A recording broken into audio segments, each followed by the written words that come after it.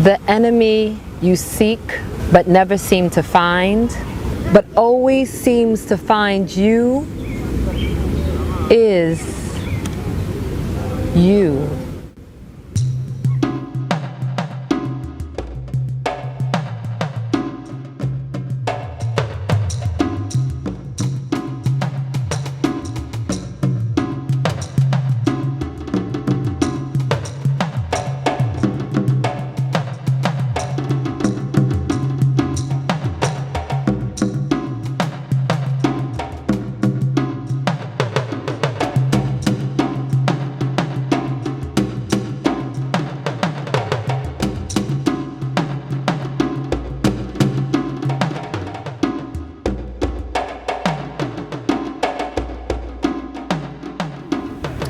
My name is Tracy Viergela Pierre.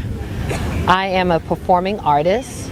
I believe that art and ancestry can change the world.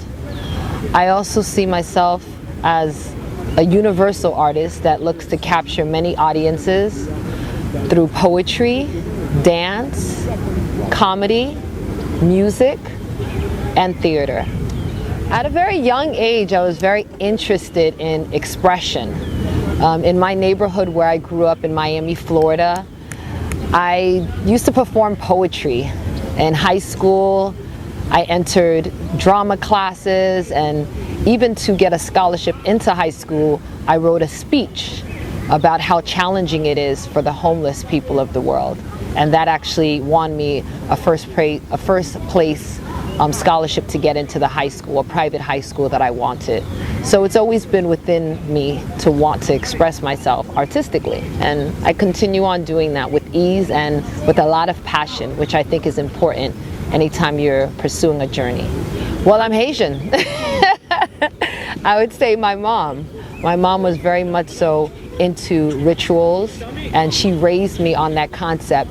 Even though I didn't take to it until I got much older, I always kept it in my head what she wanted me to see. And as I grew up, I saw it. And now as a dancer, she sees me dance and she laughs and she's like, "What were you so afraid of every time we were performing ritualistic ceremonies? This is exactly what we were doing." And I laugh at myself too, because you cannot run away from who you are, because it's the essence of who you are. It's what's up. Well, ceremonies honoring, spirits and gods, and different drumming circles that we would have within our home or other homes. That was always in the forefront of where we lived. And I was always embarrassed because we lived in the hood. But my mom was like, if I'm gonna pay for this house, they can sell their drugs outside and I can have my drumming on the inside. And it was kind of funny, but I agreed with her. She lived a life the way she wanted to. And she was able to teach us and be an example through that. I think we still are, because there are good and negative ways to it. Just as water is a great way to hydrate yourself, some people can actually get water poisoning if you drink too much, or if you don't know how to use it. Water can drown you, like we're sitting here. The same water that is able to feed you and nourish you and give you lots of health and clean you can also be used to harm you. And I think when you look at rituals in any culture, especially within the Caribbean culture, there's a lot that's not understood, and we always fear things that we don't understand. It's very natural. Well, I'm glad you mentioned that. The essence behind that piece, the dramatizing it, as a performer, I don't want to just say a poem. I want to make sure you get it, because if I deliver a piece and you don't receive it, for me, in essence, it's a waste of my time. I could as easily have written it for myself and not shown it to anyone, or put it on paper, or even in a book that I never sell. But once I decide I want to deliver it, I want to make a statement, and I want to make sure that statement is received by the people that have the space and the time to hear it and are in within that space. So to wear the costume, it's a costume that I designed. That's also what I do as an artist. I'm constantly trying to be in the new, and designing is a natural progression of what it means to express myself, because a lot of what I want to do as an artist I don't see out there yet, or not in all the pieces that I'd like to see them. So when I wear the wig and I wear the tight pants and I'm wearing the boobs that are out there, it's showing us that, one, when we invite people to a cultural event, we're inviting the community, and the community is big and wide, and anyone is a part of it, and you don't know who you're going to have, and you have to receive it all. You know, we can't hide behind different outfits or different perspectives that we think is African, because being African is not what we're trying to be, it's not what we're trying to look like, it's who we are.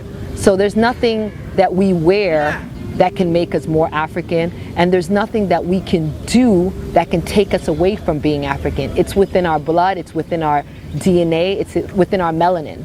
And the outfit is there to serve the purpose that whatever you wear, wherever you are African, and that's who you are within you, no hyphen, no hype. My goal is to continually move through my art, you know, move through what the means of expression that I can to reach a wider audience. So I'm looking to go through Broadway, television, radio, really just looking to have my art have many different avenues. I use artists like Maya Angelou to really guide me, you know, and now as an ancestor, maybe even more so, because I see how her art progressed, where she started off as a singer, dancer, raising a single child, like similar to myself, and then going into poetry, performing, directing. I love that. I love the fact that she was constantly evolving and never made excuses for it and never had to apologize. She realized she was growing and her art had to grow with her. And that's how I see myself too as an artist. I did mention the word single mother because it is the word that's commonly used. I don't consider myself a single mother. I do have full support of her father financially and physically, even though we are not together as a married couple or a couple at all. We do raise our daughter in harmony, and in essence her name, Harmony. And I have the help of my mom, who's constantly letting me know if I'm not doing something right, and is always helping me and sending me things and teaching me different ways to raise a girl. And I invite the community to help. So I have beautiful friends that are letting me know, you know what? I don't think that's the right thing to say to your daughter, or this is another way to do it, or perhaps use this method. And I listen, because I don't seek to be right, but I definitely want to make sure I'm influencing my daughter in a way that it's going to help her negotiate life in a happy manner. T-shirts, some CDs that are coming out, and books that I'm working on. Within my signature poem, I Am African, No Hyphen, No Hype, which is published in the book, What It Means to Be African American Today. That poem comes with a t-shirt. You know, if you really are feeling the essence of the message, you're able to recognize that and exploit that within your own style by wearing the t-shirts. So the t-shirts say, I am African, no hyphen, no hype, and my logo is on the back. Yes, I have a number, and I have a website. You can go to ghettogetup.com, which is GHETTO, getup, GETUP.com, and that's my website, and it shows you my bio, and it shows you different products that I have and who I am as an artist. And you can also personally email me at my Yahoo account, which is womb2world@yahoo.com. That's WOMB, the number 2 world, WORLD @yahoo.com. And I would appreciate hearing from you as an artist and as a friend.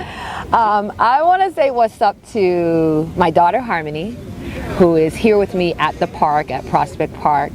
And I'd love to say what's up to my mom, because she was so excited that I was coming on this interview. So what's up, Chef Mireille Etienne, who looks to be a premier Madonna chef in Creole cooking.